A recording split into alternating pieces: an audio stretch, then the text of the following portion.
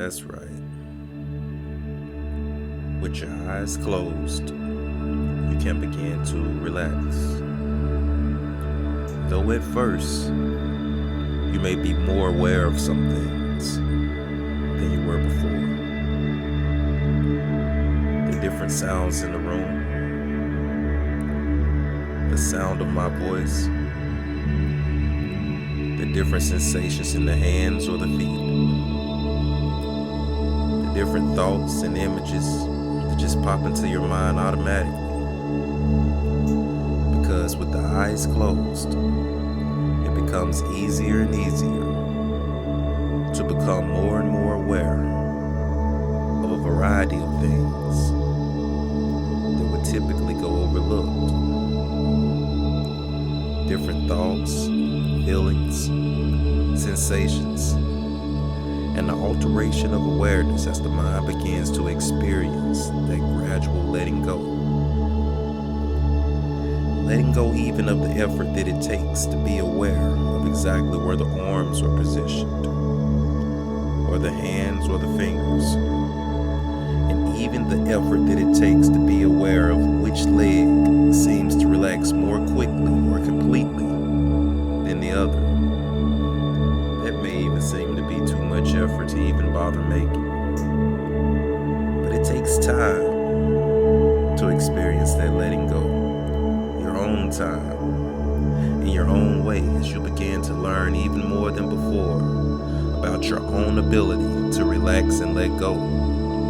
And the mind begins to flow down toward that place of quietness and calm awareness. A place that almost seems to give off signals that the weight awareness down toward it, into it more and more completely. A place of effortless relaxation and letting go. Or even the effort that it takes to be aware of the sound of my voice or the meaning of my words may almost seem to be too much effort to even bother making. It's so much easier simply to relax and to allow events to occur almost by themselves, a drifting down and a drifting back upwards towards the surface of a wakeful awareness at times. And that's fine, because it all belongs to you. Because see, you have a conscious mind and an unconscious mind. And the unconscious mind, that very back of the mind, can continue to hear, to understand, and to even respond to those things that I may say without the need for you to do anything at all.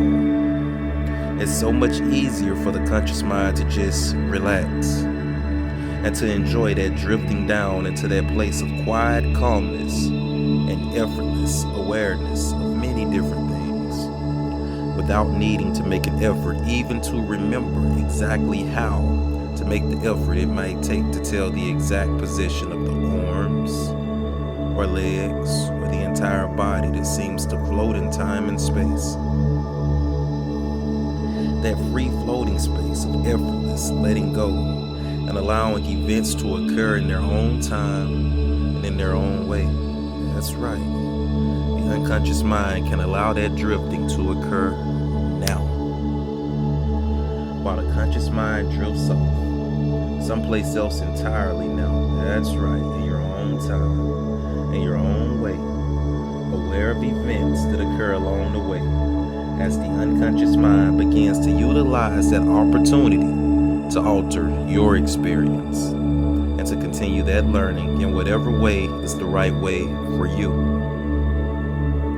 Learning that feeling of letting go, of allowing the unconscious mind to assume more and more responsibility for the guiding and directing awareness as you continue to explore your own abilities and capacities to learn as you relax and enter into that trance more and more completely, more and more comfortably, more and more effortlessly than ever before. That's right, going deeper and deeper into that beautiful world of relaxation.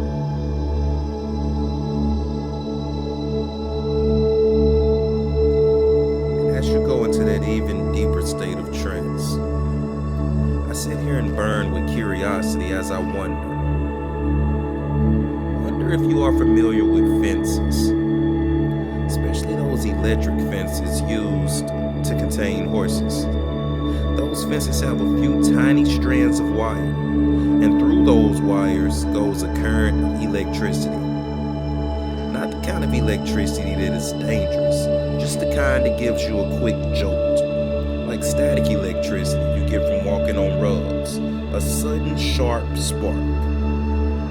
These wires stretch all around the field, and as the horses walk from place to place, they quickly learn where they can go and where they don't want to venture.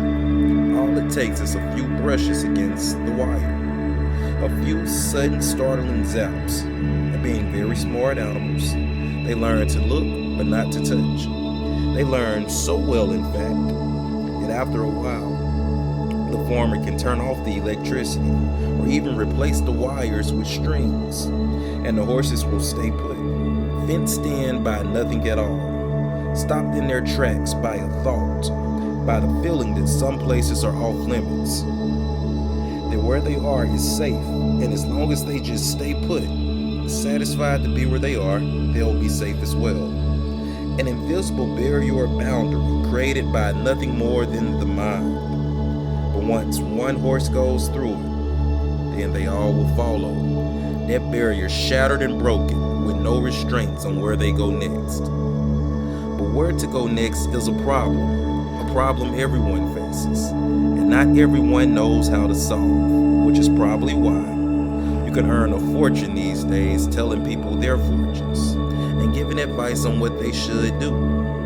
We don't know how a horse knows where to go, but we do know that once they know where they're going, it is difficult to stop them or rein them in, because once a tired, hungry horse sees that stable or barn at the bottom of a hill, all you have to do is give it free rein, and it will take you there as quickly and surely as it can, because it wants to be comfortable, and it wants to be fed, and once it knows where to go to get what it wants, even an imaginary boundary can be leaped over on the way to that goal. What fun to hold on tight and just to let it run, trusting that it will take you there swiftly and surely. That is a pleasure every child can treasure, if they allow themselves to do so.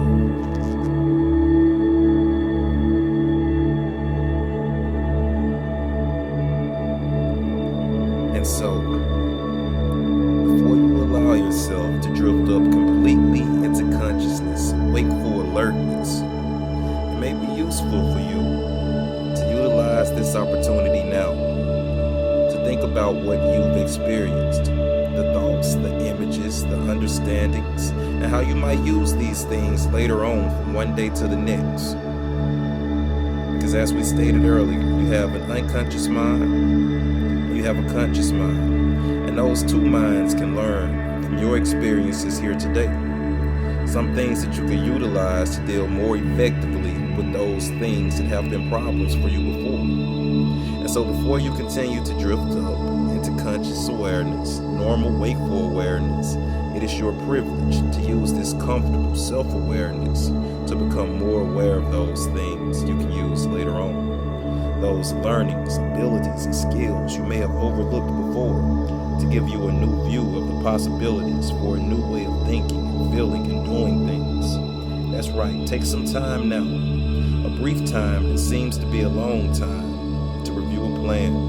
And at some level of awareness, those things you will do later on, those things you may change later, as you begin to use more and more of you.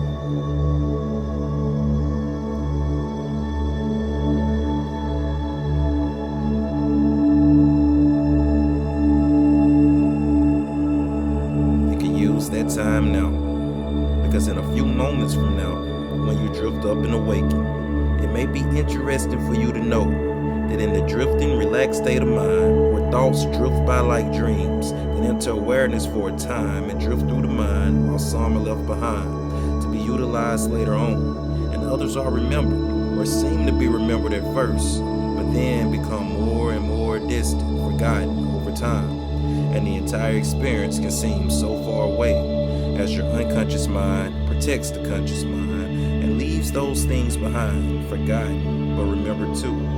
And time changes too, so you can know what a trance has been when you begin to know that what seemed to take a short time turns out to have been a long time, or it seemed to be a long time was really no time at all. So for now, as the unconscious mind allows the conscious mind to become more aware of sounds in the room, the sound of my voice, the different sensations in an arm, a leg, the variety of thoughts and feelings as the conscious mind drifts up and conscious wakeful awareness returns quite completely now up to the surface of wakeful awareness, restfully refreshed, comfortably awake, even as the mind drifts up completely and the eyes are allowed to open right now. That's right, eyes open, and wakeful awareness returns completely right now.